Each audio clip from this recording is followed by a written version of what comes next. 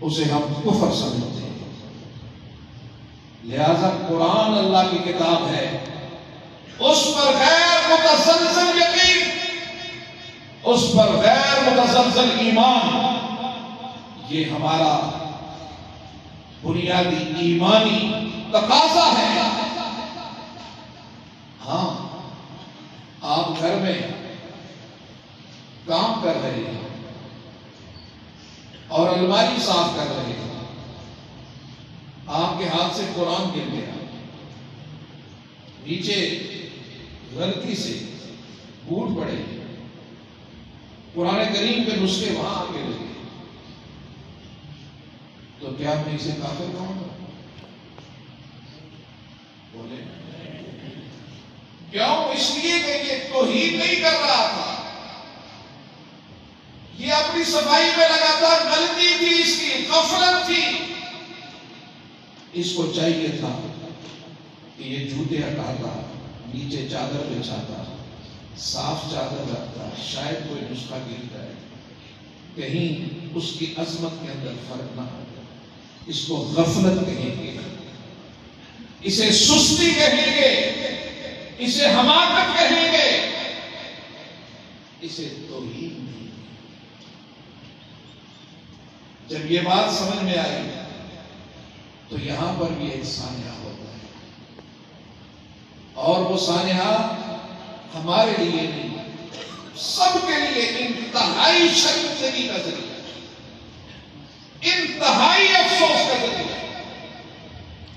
انتہائی طاقت کی لاپرواہی اور غفلت،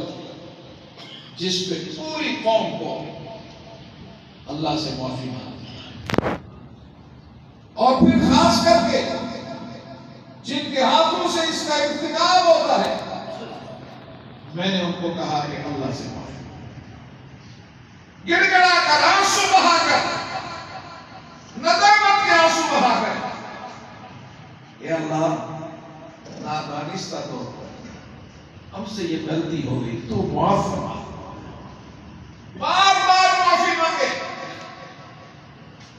اور میں سمجھتا ہوں اپنے ان دوستوں کو بھی کہ جن دوستوں نے اس پر صدائے احتجاج بلند کی، یہ ان کے ایمان کا تقاضا تھا۔ میں ان کو کلمات تحسین پیش کرتا ہوں کہ ہمارے ایمان کا حصہ ہے، میں غلطی کروں، میرے بھائی کو حق ہے کہ وہ کہے کہ آپ یہ غلط کہہ رہے ہیں، لیکن دیکھنا یہ ہے کہ اس غلطی کے اندر ہم حد کراس تو نہیں کر گئے، اس مذمت میں حد کراس تو نہیں کر گئے، یا آپ اپنے اس امام کو جس نے 45 سال آپ کو یہاں پر درس قرآن دیا، جس نے آپ کو سردی اور گرمی میں یہاں قال اللہ قال رسول کی صدا بنا، جس نے اس مسجد کی تعمیر میں چوکیدار بن کر کھڑا رہا، کیا آخر میں ہم سب مل کر اس کو مرتد بنا کر العیاذ باللہ گھر بھیجنا چاہیں گے؟ میرے قابل احترام دوست، کیا یہ ہمارا فرض نہیں بنتا کہ ہم ان حیث الامہ کہاں پہ کھڑے؟ کل کا مورخ ہمارے لیے کیا لکھے گا؟ وہ کیا کہے گا کہ یہ کیسے لوگ ہیں؟ لہذا میں آج کے اس اجتماع کے حوالے سے اس واقعے کو مسمت کرتا ہوں، اللہ سے معافی مانگتا ہوں، اپنی قوم سے بھی مولانا کو کہوں گا وہ سارے کے سارے قوم سے بھی معافی، رب سے بھی معافی مانگے، لیکن قوم کو بھی چاہیے کہ وہ اپنے ایمان کو مرتد، اپنے ایمان کو مرتد کر کے قوم بھی اس درجے میں کہ جتنا اظہار مذمت ہے وہ کیا جائے اس سے زیادہ۔ میرے قابل احترام دوستوں، آؤ ہم اپنی اولادوں کو آج عالمی کفر نے قرآن کریم کو پھاڑ کر اس توحید کا ارتکاب کر کے، تو انہوں نے کہا کہ قرآن کو ہم مٹانا چاہتے ہیں۔ میرے رب کا کرم ہے، اس کا فضل ہے، اللہ نے ہمیں مٹانے والوں میں نہیں، قرآن کے بچانے والوں میں رکھا ہے۔ سب کہتے ہیں الحمدللہ، بلند آواز سے کہتے ہیں اے اللہ تیرا کرم ہے، تیرا فضل ہے کہ تو نے ہمیں قرآن کے بچانے والوں میں رکھا ہے، قرآن کے محافظین میں رکھا ہے، قرآن کے ساتھ تعلق رکھنے والوں میں رکھا ہے، قرآن کے ساتھ محبت رکھنے والوں میں رکھا ہے۔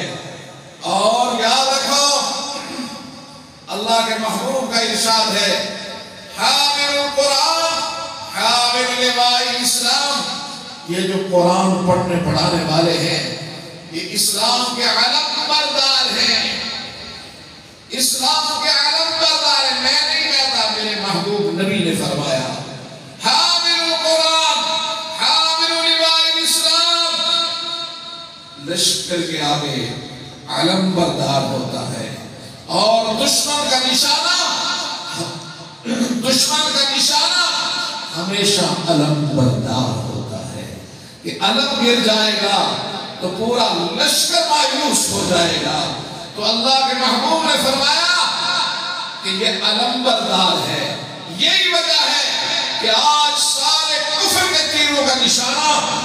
یہ علماء ہیں، یہ صلحاء ہیں، یہ قرآن پڑھنے پڑھانے والے ہیں۔ کفر کے تیروں کا نشانہ آئے تو سمجھ میں آئے، لیکن ہمارے تیروں کا نشانہ نہیں بننا چاہیے۔ اور اللہ کے محبوب کا ارشاد ہے فمن اکرمہم فقد اکرم اللہ، جس نے ان کو عزت دی اللہ ان کو دنیا اور آخرت میں عزت عطا کرے گا۔ قرآن کی حرمت بہت بڑا مقام، لیکن انسان کی حرمت کو بھی تو دیکھو کہ امام الانبیاء حضرت محمد مصطفیٰ صلی اللہ علیہ وسلم نے حجۃ الوداع کے موقع پر بیت اللہ کو خطاب کرتے ہوئے فرمایا بیت اللہ، میں جانتا ہوں کہ تم میری امت کا قبلہ ہوگا قیامت تک، میں مانتا ہوں کہ تجھ پہ رب کی رحمتوں کا نزول مسلسل ہو رہا ہے، میں جانتا ہوں کہ تیرا طواف انبیاء صلحاء اتقیاء نے کیا، میں جانتا ہوں تیرے پہلو میں حجر اسود ہے، یہ ساری اہمیتیں اپنی جگہ پر ہیں، لیکن میں اللہ کا نبی قسم کھا کر کہتا ہوں کہ مسلمان کا خون، اس کی جان، اس کا مال تجھ سے بھی زیادہ عزت ہے۔ لہذا ہمیں اپنے بھائی کو عزت نہیں ہوگی، ایک دوسرے کا احترام کرنا ہوگا، اصلاح کی جائے اتنی حد تک جہاں اجازت ہے۔ اللہ وحدہ لا شریک ہمارے اس مرشد کی بہاروں کو سدا پربہار رکھے، اور اللہ وحدہ لا شریک ہمیں قرآن کے سپاہیوں میں رکھے، قرآن پڑھنے والوں میں رکھے، قرآن پڑھانے والوں میں رکھے، اور اپنی اولادوں کو قرآن کے ساتھ جوڑنے والوں میں رکھو۔